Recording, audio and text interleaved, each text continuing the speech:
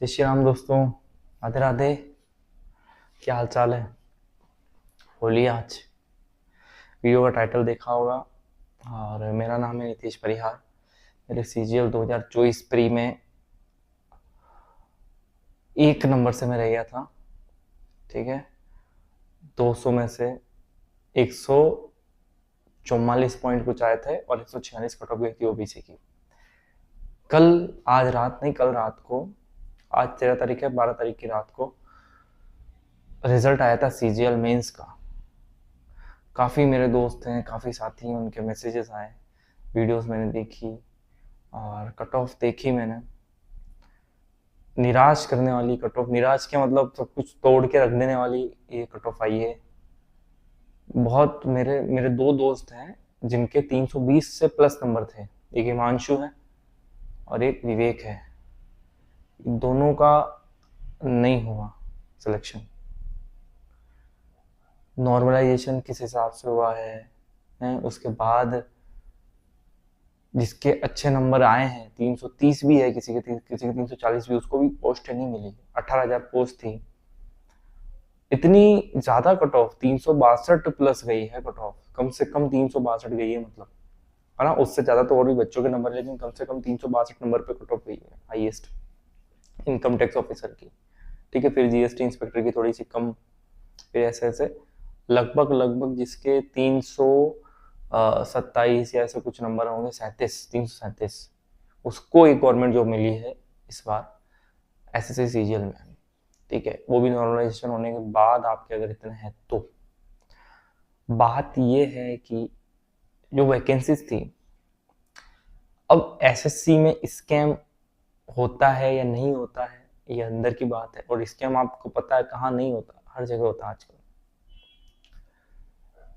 SSC में इतने सारे बच्चे बैठते हैं, इतने सारे लाखों में, और होता चुनिंदा का ही एग्जाम में सिलेक्शन है। जो टीचर्स हैं उनके यूट्यूब पे खूब वीडियोस हैं, उनके खूब बैच हैं। जिन्होंने इस साल सिलेक्शन जिनका नहीं हुआ, उनके लिए टीचर्स क्या कहते हैं कि कोई बात नहीं, आपका सिलेक्शन नहीं हुआ, 2 महीने बाद फिर से SSC का एग्जाम है, फिर से लगे रहो, आप कुछ ना कुछ तो कर ही लोगे, फिर से लगे रहो। हमारी वीडियोस इतनी सारी, कोई ना कोई वीडियो देखो, है यूट्यूब पे वीडियोस देखा करो हमारी, आराम से होगा। अरे बड़े मानुस, जब आपको ये पता है कि कट ऑफ ऐसी आ रही है जिसमें अंदाजा लगाना तो खुद ही पॉसिबल नहीं है कि कितनी जाएगी कितनी नहीं जाएगी, क्यों बच्चों को इतना गुमराह करते हैं ये कि पढ़ते रहो पढ़ते रहो पढ़ते रहो। इस बार नहीं हुआ, 2 महीने बाद हो जाएगा। अभी क्या कह रहे हैं, 2 महीने बाद CGL का। यार इस बार नहीं हुआ, जस्ट 2 महीने बाद हो जाएगा, तब देना। 3 महीने बाद हो जाएगा एग्जाम, तब देना। क्यों उम्मीद देते हो बच्चों को? क्यों आप उम्मीद खुद को देते हैं? कब तक? मैंने 25 की एज में मैंने प्री में ही ड्रॉप कर दी थी गवर्नमेंट एग्जाम की तैयारी। उसके बाद मैं एक स्कूल में ज्वाइन हो गया। स्कूल में मैं एक प्राइवेट जॉब कर रहा हूँ और मेरा म्यूजिक जो मेरा पैशन था मैं उसको परस्यू कर रहा हूँ। मैंने ड्रॉप कर दी ये चीज़, मैंने गवर्नमेंट जॉब की तैयारी ड्रॉप कर दी है। आती अभी मेरे को बहुत मुसीबत है। अभी होली में दहन में गया तो एक सिस्टर है मेरी, वो पूछ रही थी कि तेरा क्या सीन चल रहा है, क्या पढ़ रहा है। मैंने कहा मैंने छोड़ दी, मानी नहीं वो। कैसे कैसे यार, पढ़ने वाला बंदा ऐसी बात करे, हो ही नहीं सकता इतना दूर आने के बाद। लगता है भाई, धक्का लगता है, दर्द होता है कि हमने अभी छोड़ दी तैयारी, लेकिन कुछ टाइम लगेगा। लेकिन तब जब आपको जो करना है वो करोगे ना, उसमें मजा आएगा। तब ऐसा लगेगा सही किया था, सही टाइम पे छोड़ देनी चाहिए चीजें।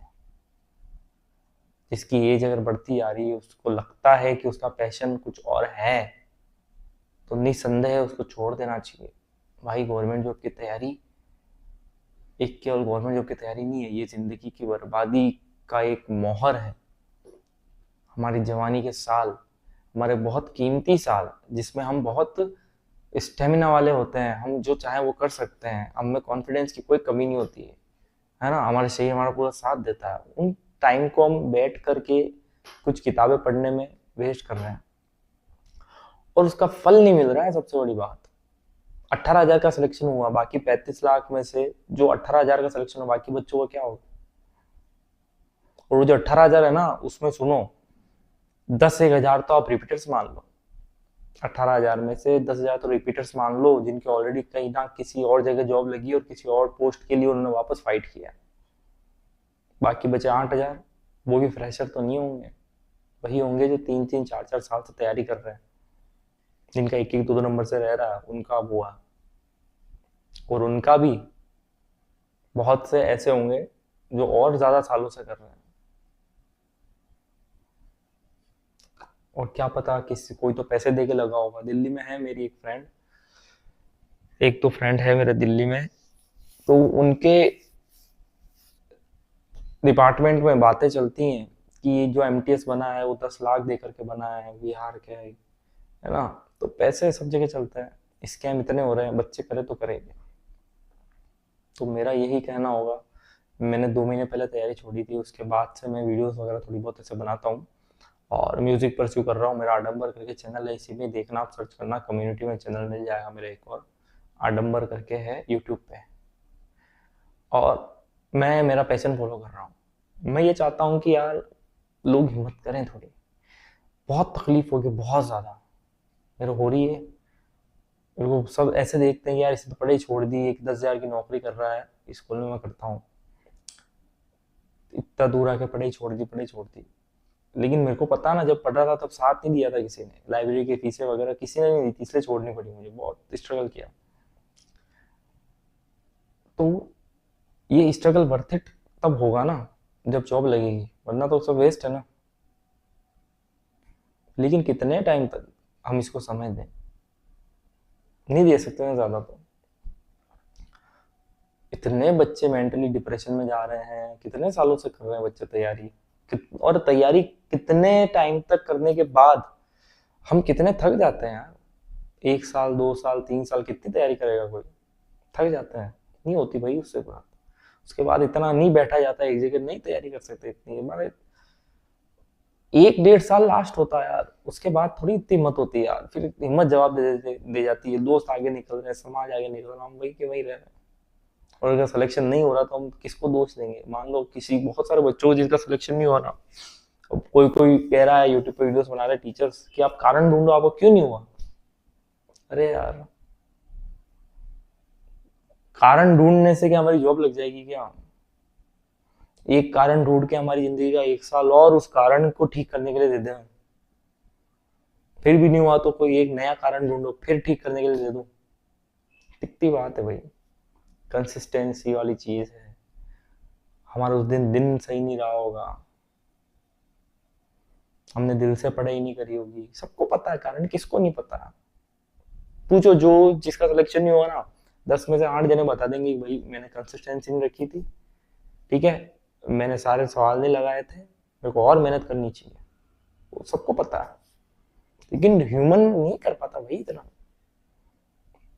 नहीं कर पाते हैं। जो करते हैं ना उनका माइंड क्लियर रहता है कि मेरे को यही करनी है जॉब।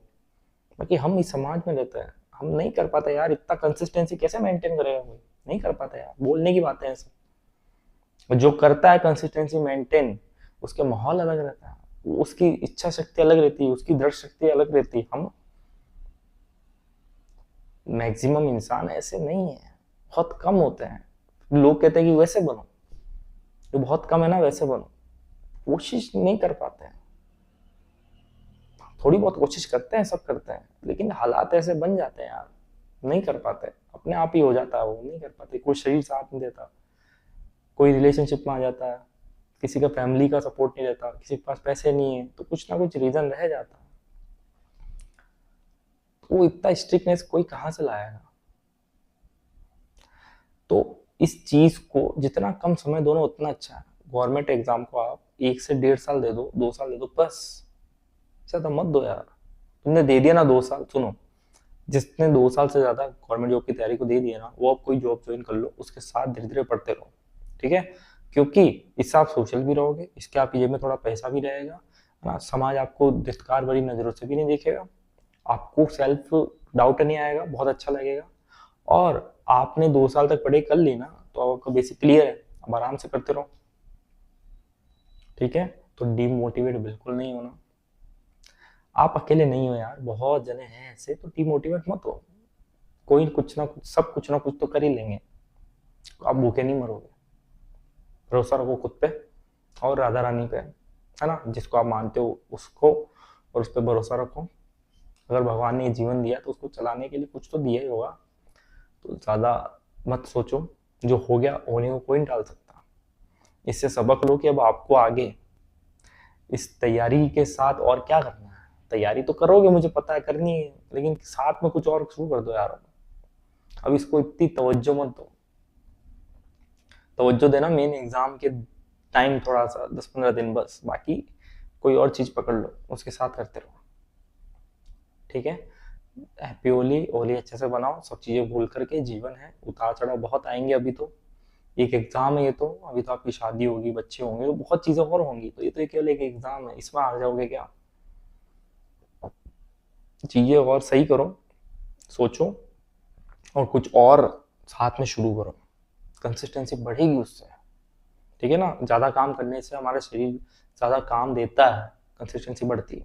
ओके, लास्ट में गाना सुनाना चाहूंगा, अगर कॉपीराइट नहीं आया तो मैं इसके नहीं हटाऊंगा।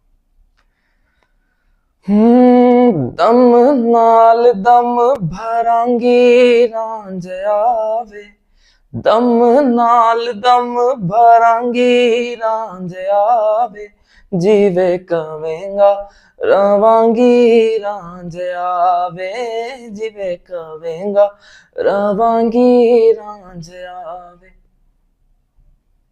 ओके, ज़्यादा मैं नहीं सुनाऊंगा वरना कॉपीराइट आ जाएगा इस चैनल पे।